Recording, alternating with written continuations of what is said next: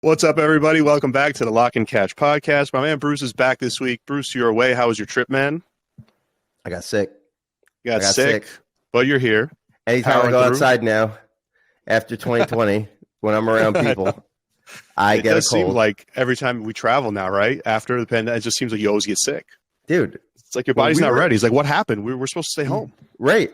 Yeah. You know, back in the day, we can go outside in like 20 degrees, go play some tackle football on a field that's frozen, and then we can go drink beers in the parking lot, and then we can go to somewhere else where there's like 80 people crammed in one room and wake up fine the next day. Now I go outside and shake hands with one person, and that's it. I'm just sick for a week. You're just bedridden. Yeah, I know. I know exactly what you mean. It's crazy how things change like that. It's just nuts. But while you were gone, we had a pretty good first round of the tournament, and did some more good stuff last night. We hit Clemson outright plus 250. That was a good one. And so far, we're 22-8 in the tourney. So it's been a good run. We're going to try to keep that going. Jeff, if there's one thing that we can guarantee is death, taxes, Jeff during March Madness, Jeff during the NBA playoffs. The regular season in the NBA is just like so brutal. I don't know what is going on, but I mean, like we're not like down 1 million units, but it's like we bet these games and then these guys go up by 30 points. They blow the lead. The Celtics just lost 2 games in a row as a 10-point favorite and then a 17-point favorite, both to the Hawks. It makes no sense. Listen, man. The league makes no sense. I know it doesn't, but if somebody put a gun to my head and had a bracket or had just a list of all the March Madness games and be like, hey, you got one person to call to get these things, I'm calling you. And it's not because this is our business. It's because you're like straight up, you're one of the best. So the tournament's been good to us last couple of years, and something about these games. I guess it might be because you have a long time to look at the lines. Like you have a week to look at them, and then I can really do like some really good research in that time.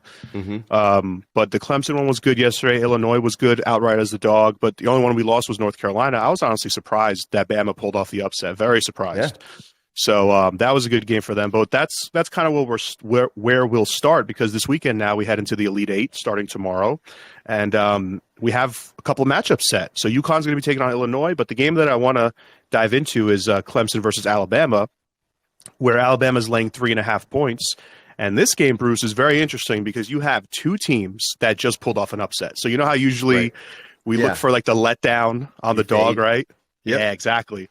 They're both coming into this with like surprising upset wins. Clemson was a bigger dog. They were 7.5-point dog to Arizona, but for some reason it felt like they were the less surprising outright win, even though Bama was only a 4-point dog to you, because it's North Carolina. You're like expecting them to roll.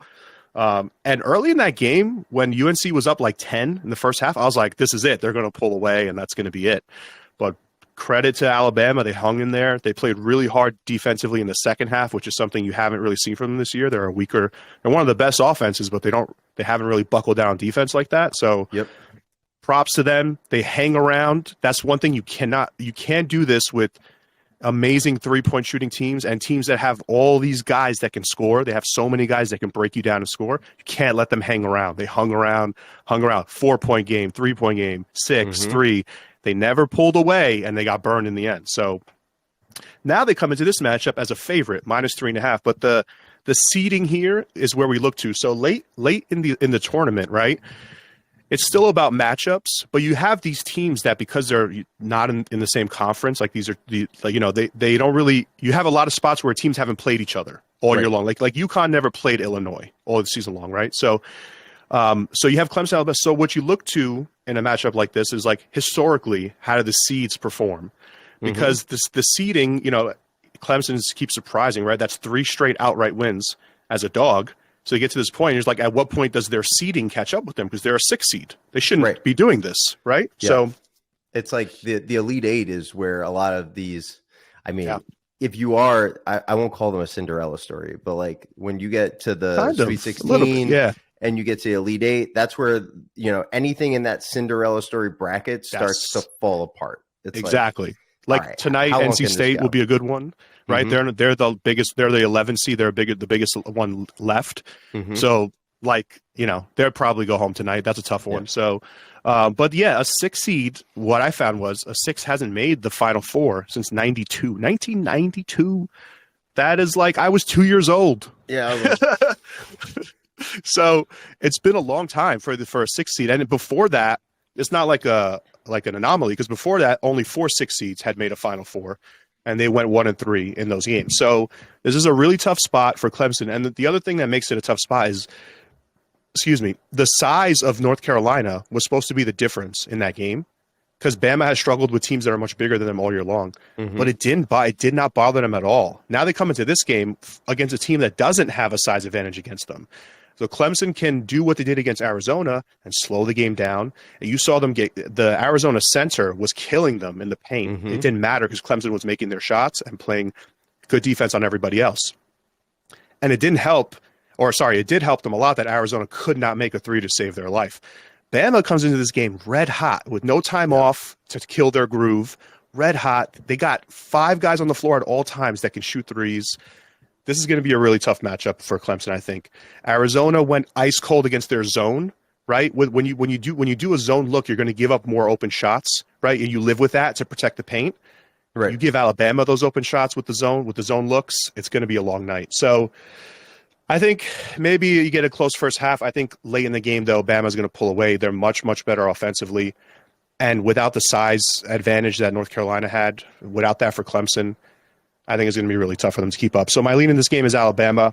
We'll see where the line moves. It's 3.5 right now. I haven't played it yet, but I would lean to Alabama to at least get to the next round, the Final Four, and then they're going to have a pretty tough test against UConn. But we'll see how that goes if they get by Clemson. So that's my lean on that matchup. Going with the Crimson Tide minus 3.5, Bruce. I like it. I'm not going to fight that one. That one will be on my slip as well. And I'm thinking. Like for the viewers, just if we just think ahead for a little bit, what would UConn be? I'm thinking UConn's they're 8.5 right now against Illinois. I'm thinking they're 5 or 6 against Alabama, something like that. Maybe a -6 point favorite. I mean, unless Alabama comes out and torches, And you're oh my God, these guys are on fire. Maybe it goes to a -4 or something. You start right in the hot hand of Alabama. Exactly. But I think that would get if it is 5 or 4.5, I think it'll get steamed up quick because nobody's been close. UConn's had 3 double-digit spreads. They've covered all of them easily. They win by 30 points last night in a Sweet 16 game. I mean, no one's even close. And we have a future. I gotta say, even though we had a good night last night, we had a great first day of baseball, but I was pissed off because I was like, my North Carolina plus 1,600. I thought it was such good value, and they just fucking folded. So now we got UConn left at plus 450, and we have Houston left at plus 500, I think. So, we'll see what happens there, but tough one for North Carolina. So give me Bama minus 3.5 to make it through, and I think they'll play. We're not really getting to the other game, but I think they'll play UConn. So that's Illinois. We'll see what happens there, though. But that's my lean there. Well, moving out of college basketball into what is obviously everybody's favorite sport. Listen, baseball. I know what people say about baseball. I know people say about baseball, but when you got money on a baseball game, it's fun. And late in the game, 8th inning, 9th inning, when it's actually on the line, one of the things about baseball is I can't tune in early, even if I have money on the game. I gotta come in at the 5th, 6th inning, and I'll watch the rest. You're not doing first inning props? No, Nerfies. Oh my God. Yeah, you're not doing no Nerfies? No? Yeah, what's funny is that the this trend in betting where everybody says break in the inaugural first game of the year, how you have to play the Nerfie. The game yesterday with the Angels and the Orioles, and of course first at bat for Trout, home run, Mike Trout. Bro, you guys don't learn. Every year it's same shit. Right. Everybody rides to Nerfie, It's break it in the MLB season, and then boom, he goes yard. So, but yeah, there's the thing about baseball is that it's very data heavy, right? I'm sure everybody knows this. Very analytics heavy. There's far less situational spots in baseball than there is in like the NFL, which is a huge situational sport.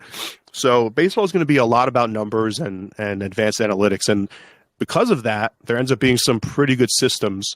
Like at least, I remember last year, we had at least 5 systems that we were consistently using throughout the season, and they were paying out. So I'm going to highlight one here for you guys, which is road divisional underdogs. And this one is exactly how it sounds. It's really simple. My favorite. So it's you're just looking at divisional games. Sorry, I cut you off. What were you going to say, Bruce? No. I was just going to say this one we used heavily last year. Heavily. And wait till you hear how it did last year too. It's insane. But you're basically looking at divisional series. So any team playing a divisional game, but you're going to back the road team. And I'll explain why in a second. The road team, and the line has to be a pick 'em. It's up to plus 180. So you're not crossing the plus 180 threshold. And there's reasons for both of these things, which I'll explain. So, but just to let you know how it did last year in 2023, 187 and 207. So a 47.5% hit rate, but up 28.5 units, 28, almost 30 units to the green, because they're all dogs, right? Right. And you hit a ton of like 140s, 160s, like in that range, that sweet spot, a ton of them. So, but just to break it down, why we do road teams, it's because, remember, this is baseball. Baseball is very much a regional sport. So early in the season, there's just not a lot of people at these games. So what happens to your, when you don't have that playoff atmosphere, that late in the season atmosphere, what happens to your home field advantage? It gets decreased. So you can take advantage of road teams that are getting like plus 135 when maybe there should be 10 cents less because no one's at the freaking game, right? So, like White Sox Royals games in the AL Central or, something like that, right? Like teams we're not going to that one? Yeah, exactly. Yeah, like these obscure matchups where you have a big road divisional dog, and the crowd's going to be like kind of lifeless. So these are good spots to play on, and to pick them to plus 180. The reason for that, by the way, is a lot of people don't know this. Baseball favorites of minus 200 or more are actually very profitable. So, like if you looked at the last 5 years and you were to take every minus 200 favorite or higher, and then say, well, they're minus 220. I don't want to lay the juice, so I'll play the run line and bring them, to minus 1.5. Over the last 5 years, if you did that, there's a high enough percentage of one-run games that you would actually be negative.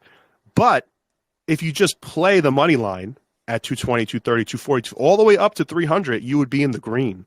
If you just played minus 200 to minus 300, just money lines. So sometimes laying the juice, but that's why we go up to plus 180 with this dog system, because we don't want to hit that threshold of teams that go above the minus 200 on the other side. Right. So, and then the last thing I'll say is to improve, because you can always tweak and improve systems, right? So road divisional dogs up to plus 180. If you add on I kind of discovered this late. If you add on a filter or a criteria that they've coming off of a loss. So teams that lost 1 or 2 games. So why is that important? Baseball now has these 2-game sets in the division, right? Where they'll just play 2 games. So no more. And then there you have obviously the regular 3-game series. Mm-hmm. So if you look at teams that lost the first game or lost 2 games in a row, you're essentially filtering for teams that are trying to avoid getting swept, right? With losing the first one, maybe as a dog, then they're the dog getting the second one, or 2 in a row. Then it boosts the system a little bit to a 51% hit rate. Now you're up 32 units versus the 28. So keep that in mind. Early in the season, road divisional underdogs, especially if they're coming off a loss, and up to plus 180, could be a lot of value there. So that's a nice little baseball system. And we'll have more. So, make sure you guys subscribe, follow us on the other socials as well, because we'll be posting more MLB systems as the season goes on. So that's that. And we'll be using that a lot this year. So it'll be fun. Up. See, and this is what I love. I don't know. I haven't looked to see if any games meet that criteria. Obviously not, because we're like one game in. So it's like that some today. I haven't checked, but there could be. Yeah, I was like, there's. I mean, even so, like the sample size is like can only be 1 loss. Yes. So far, it's 1-1. So it's up. Yeah. It's up half a unit. 1-1. Go. Yeah. From yesterday, there were 2 games yesterday. So told you guys. So yeah, no, it's a good. That's one of my go-tos, like for years now, is the road divisional dogs. There's a couple more, like there's an outlier system, like a team if they score like 20 runs, you fade them the next day. There's a bunch of other little ones, but that one has been tried and true for a while now. So keep that one in your back pocket, people. Seriously, it's a good one. Bet the money line And with the that, Mets. we've got some we've got some fights this weekend, man. Fight night. Yes, and we do. Now, this is the last one before 300, or is there another one? There's one more. There's one more. Okay, so 300 is in the middle of April. Okay, yeah. Gotcha. So the one after this is going to be one that we're very interested in because it matches one of the systems that I will be talking about today, which is the rematch system. Now, next week, that's going to be Chris Curtis and Brendan Allen. We actually cashed heavy on our boy Chris Curtis the last time these two fought.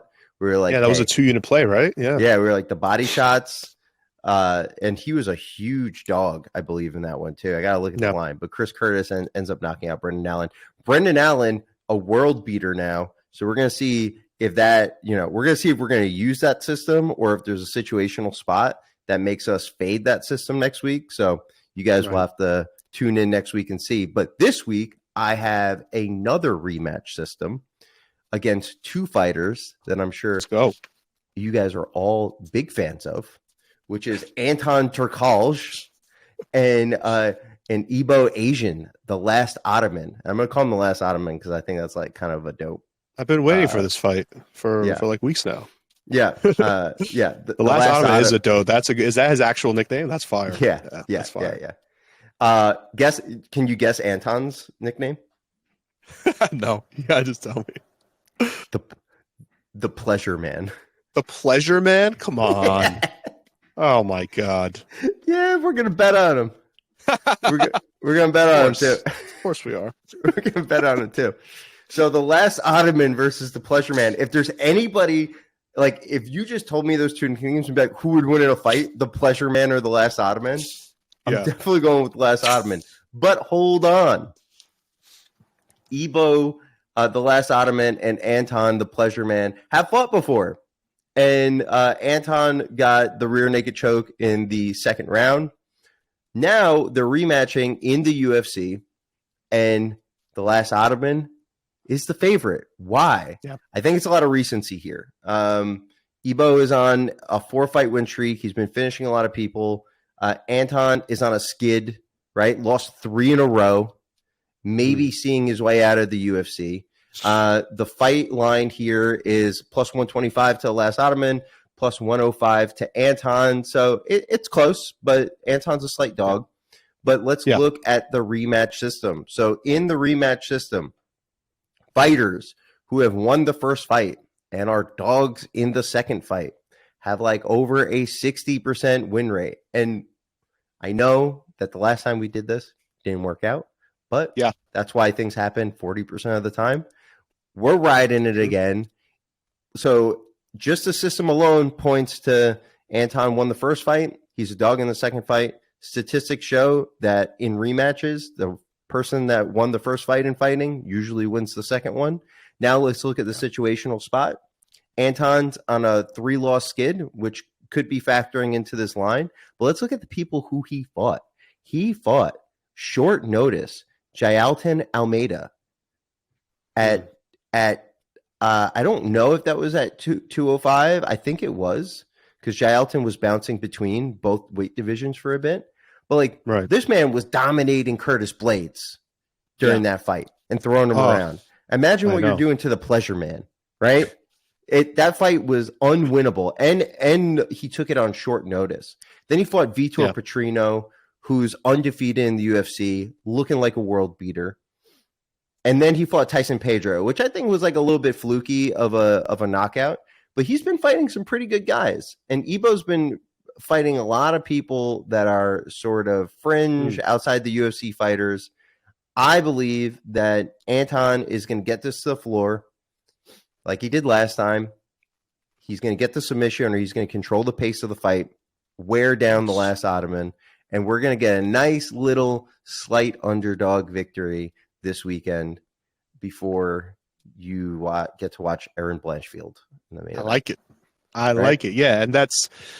And just like a quick note on that system, those systems work. Like people always say, like, why don't you play the revenge angle or the zigzag? But this is a money line sport. So that system works because people expect the other guy to bounce back, then they go bet it, and it creates value on the dog. Right. And a lot, especially when that line starts to move in your favor, you get even a better price because you're just talking about money line. These are not point spreads; it's just money lines here. So the 5 cents matters, 10 cents. 100%. And also, this is a combat sport. Yeah. Like, Jeff, if I beat you up and then we were to fight again, who do you think is going to have more confidence going into that matchup? Exactly. It's way different. Yeah. Yeah, you can play one person went back and worked on the weaknesses, one didn't. People do get better and level up in the sport and add new things to their game. But when you are in a high adrenaline sport, you tend to fall back on years of training, not months. Yeah. So the thing that you learned last week, you may not feel as reliable or you're confident in a fight. You may not even use the thing that you just learned. Right? It's way different. You fall back on instinct built over years. Yeah. So it hasn't been that long since the last time they fought. I think it's been like a year or two. Mm-hmm. It's like it's way different. I beat up Jeff once. I'm gonna. Yeah, it's not like a team sport. Yeah, exactly. It's not like a team sport. It's just way different. Like getting punched in the face is different than like being down 10 in the first quarter. It's just not the same. It's not the same. It's not the same. Yeah, it's not the same. Yeah, and that's why that works. That's why that system works. So it's like somebody is imposing their will on you. It's like it's way different. Yeah. Okay, no, I like that. That's a solid one that a lot of people are not going to look at. So little plus 105. And for Saturday. Pleasure Man Turkalj. Pleasure Man, please us this weekend, Pleasure Man. Please us with some units.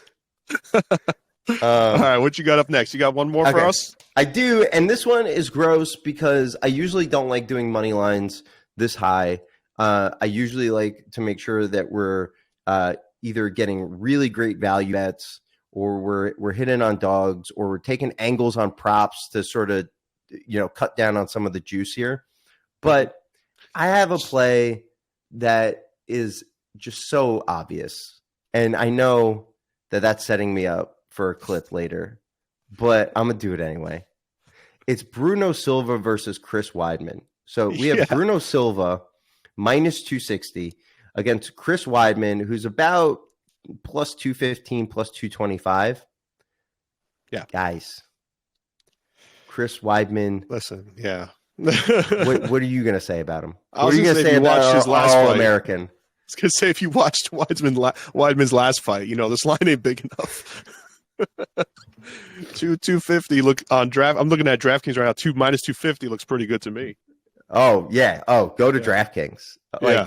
Guys, the play here is Bruno Silva money line. Yeah. If your bankroll is sexy enough, if you're the pleasure man, play the money line. If you need an angle here, bet on Bruno Silva's lunchbox fists and take the even money on the KO prop. That's where I would lean if I was betting this, but the money line is just so safe. Chris Weidman is about to be 40 years old. He's had multiple leg surgeries. He's been chinny relatively for the past decade. I'm talking like we've been through a Patriots and a Kansas City Chiefs dynasty, and Chris Weidman has been getting knocked out throughout. Yeah. Right? Yeah. He's the All-American. I literally had an endorphin rush when he knocked out Anderson Silva back in the day. Yeah. Love him as a fighter, but he needs to retire. And I think Bruno Silva is going to do it to him this time. Bruno Silva has heavy hands. Chris Weidman has, obviously, he has great wrestling. He may be able to get it to the floor because Bruno Silva is not the greatest takedown defense, but Weidman's 40 years old. And there's just something to say about the athletic decline of a 40-year-old wrestler that, I think even if he does, he's not going to be able to do it across 3 rounds. I think Bruno Silva is going to touch the chin, and it's going to be night-night. And then we're going to see Chris Weidman take the gloves off, tell everybody that it's been a great career, and go out on his shield, which kind of sucks for the guy because he had such a great career before the leg injury. But overall, take Bruno Silva, throw it in a parlay, play the money line. Yeah. and let's all say goodbye to Chris Weidman. Yeah, I like that one. It's clearly a fighter on his way out. Like if you watched the last one against Tavares, it went to decision, but it was a very clear, unanimous victory. And I'm looking at it right now: 2-7 in his last 9, 6 of the 7 losses by knockout. So it's it kind of reminds me of like the run that Tony Ferguson's on right now, right? It hasn't even lost like 8 or 9 fights in a row, and he won't stop. So I mean, Weidman hasn't lost that many in a row, but if he keeps going, if you keep pushing it, right, that's where you're going to end up. So he's clearly, I think, approaching the exit. So you're absolutely right. And Brad Tavares is not known for finishing people either, and he could have finished that fight so many times via leg kicks, via strikes. And Bruno has knockout power, and I don't think that Chris Weidman's going to be able to defend well enough to avoid that. I mean, he almost knocked out Bruno almost knocked out Brendan Allen before he lost. He knocked out Brad Tavares.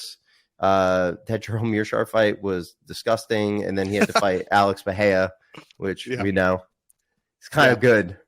Yep, kind of good. Exactly. So both have been on a skid. They've been out of their last 5 fights, they've won 1 apiece.